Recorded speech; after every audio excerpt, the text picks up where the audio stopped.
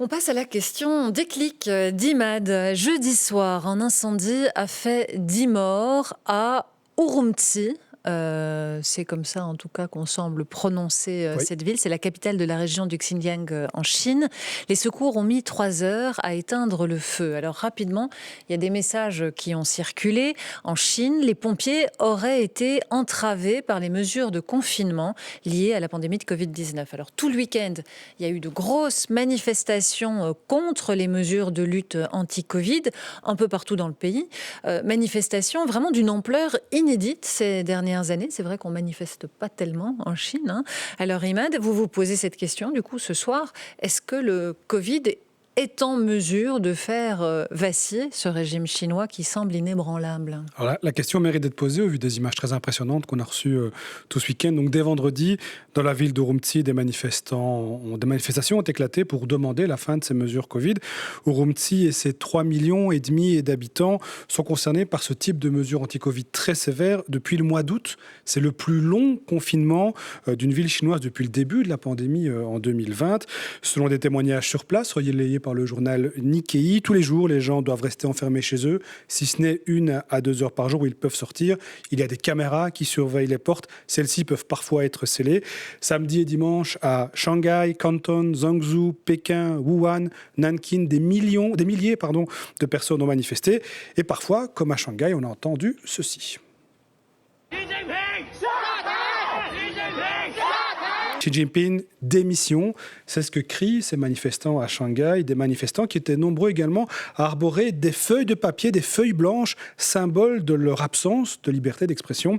À Shanghai encore, on a vu des étudiants brandir des feuilles blanches avec cette fois-ci écrite l'équation de Milton Friedman. Alors pas par intérêt mathématique, bien sûr, mais parce que Friedman, ça ressemble à Freeman, un homme libre.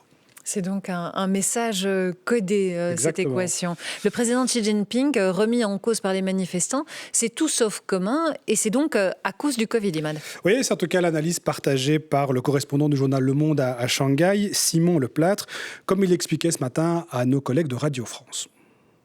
Les Chinois en ont marre après 3 ans d'une stratégie zéro Covid très stricte. Je pense que cette stratégie était tolérée, voire appréciée en 2020 et en 2021 parce qu'elle a permis d'éviter beaucoup de morts. Mais aujourd'hui, avec aussi des variants plus contagieux, eh bien, il faut prendre beaucoup plus de mesures. Il faut confiner des villes sans arrêt. Quand en même temps les gens voient, par exemple à l'occasion de la Coupe du Monde, qu'ailleurs des gens peuvent se rassembler, faire la fête, des supporters de foot sont dans les stades sans masque, etc. Ça devient de plus en plus difficile à accepter.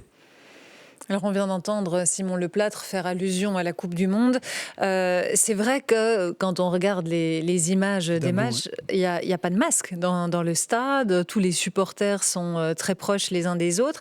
Et c'est des images d'ailleurs qui ne plaisent pas au régime chinois. Non, pas du tout. Et ce qui était d'abord une simple rumeur sur les réseaux sociaux, s'est avéré réel, confirmé par des journalistes professionnels.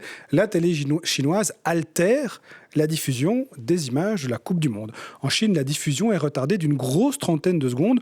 Le temps pour la télé chinoise de diffuser, par exemple, des plans d'entraîneurs à la place de la joie des supporters lorsqu'il y a un but, donc les supporters qui sont présents dans les gradins. Le journaliste australien d'ABC, Bill Birtles, a fait le test sur Twitter et sa vidéo est assez effarante. Les Chinois sont privés donc d'images des tribunes parce qu'il ne faut surtout pas montrer qu'ailleurs, les règles sont différentes. En même temps, il faut le dire, la Chine, elle connaît une forte poussée des contaminations. Effectivement, la semaine dernière, on comptait pas loin de 32 000 contaminations pour l'ensemble du pays. C'est le record en Chine. Mais bon, notre pays, par exemple, la Belgique, a connu bien pire par le passé. Mais ce nombre de contaminations, pas loin de 32 000, il entre en totale contradiction avec l'objectif officiel et répété du pays qui est zéro Covid. Dans un pays où la couverture vaccinale est plutôt faible et où les variants plus contagieux qu'on connaît facilite la transmission du virus, le gouvernement refuse de rendre les mesures moins contraignantes malgré certaines promesses qui avaient été faites au début du mois de novembre. Il y avait par exemple un plan qui a été présenté, un plan en 20 points, mais un plan qui a été très rapidement oublié. La réponse de l'État reste donc l'isolation. Ainsi, à Guangzhou, la ville a prévu la création de 250 000 lits de quarantaine. Guangzhou, c'est une ville où il habite 13 millions d'habitants. Ouais, c'est assez dingue. On comprend en tout cas que Xi Jinping, c'est un fameux défi pour lui. Il est sous pression aujourd'hui. Au point de vaciller, c'est ça la question qu'on posait au départ. Ouais. Dans quelle mesure ça peut affecter ce gouvernement et ce pouvoir en place? Alors très clairement, la tension actuelle en Chine, elle est importante, elle est réelle et la pression se fait sentir. Selon le professeur Ku Yuen, qui est chercheur à l'Institut de recherche sur les politiques nationales de Taïwan, cette pression, elle ne vient pas uniquement de la population et on va l'entendre, le régime pourrait agir comme il a agi à Hong Kong il y a quelques années, on l'écoute. La politique zéro Covid a fait que les fonctionnaires de base ont dû faire face directement à la pression de la population. Ainsi, le mécontentement de la population et des fonctionnaires a, pourrait-on dire, fusionné. Je pense que c'est un défi très sérieux pour le gouvernement central de Pékin et le Parti communiste chinois.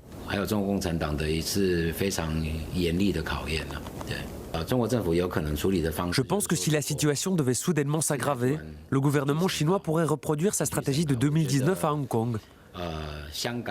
Le gouvernement cherchera à diviser les groupes de protestataires.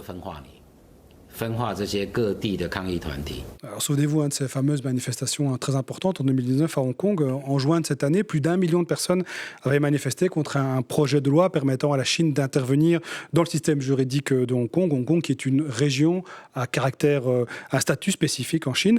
La contestation, elle avait duré des mois, jusqu'en 2000, même en 2020, en 2021. Et la réprobation avait été globale partout dans le monde. Le régime, alors, avait répondu avec une répression constante des forces de police sur les réseaux sociaux également, mais aussi en permettant la tenue de certaines manifestations, ce qui avait provoqué la division des contestataires. Et finalement, après un certain temps, la loi avait été votée. Le pouvoir chinois aujourd'hui, il est affaibli, ne serait-ce qu'économiquement à cause du Covid. Les appels publics à la démission de Xi Jinping sont un élément neuf tout de même et important. À voir l'évolution de la situation dans les jours à venir. Si les manifestations devaient continuer au sein de l'Empire du Milieu, la répression pourrait être terrible.